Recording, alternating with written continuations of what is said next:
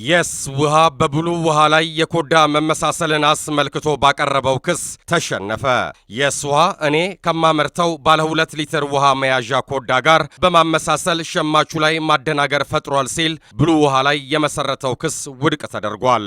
አቃቤ ሕግ ተከሳሽ የብሉ ውሃ አምራች አልማዝ እሸቴ ሚኒራል ኃላፊነቱ የተወሰነ የግል ማህበር ነፃና ፍትሃዊ የሆነ የንግድ ውድድር ስርዓት ማድረግ ሲገባው ከአውሮፓውያኑ ሰኔ 20 2013 ጀምሮ የሌላውን ተወዳዳሪ የንግድ ጥቅም ለመጉዳት አሳሳችና ሐቀኛ ያልሆነ ድርጊት ፈጽሟል ብሏል።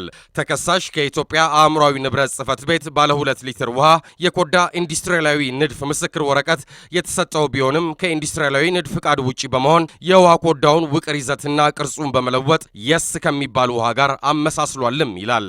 ተከሳሽ ብሉ ውሃ የተባለውን ምርት ለገበያ በማቅረብ በሸማቹ ማህበረሰብ ዘንድ ማደናገርን ያስከተለ በመሆኑ የስ ብራንድስ ፉድ ኤንድ ቢቨሬጅ ኃላፊነቱ የተወሰነ የግል ማህበር ላይ ከፍተኛ ኪሳራና ጉዳት አድርሷል ሲል ነበር ክስ የመሰረተው።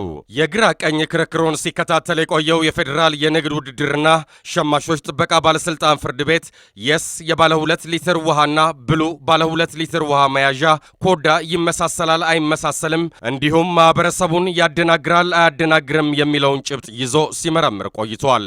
ፍርድ ቤቱ የብሉ ውሃ በኢትዮጵያ አእምሯዊ ጽሕፈት ቤት ፍቃድ የተሰጠውና የህግ ጥበቃ ያገኘ መሆኑን በማረጋገጡ ከየስ ውሃ ጋር አይመሳሰልም ሲል ውሳኔ ያሳልፏል። ዘገባውን ያደረሰን ፋና ብሮድካስቲንግ ኮርፖሬት ነው።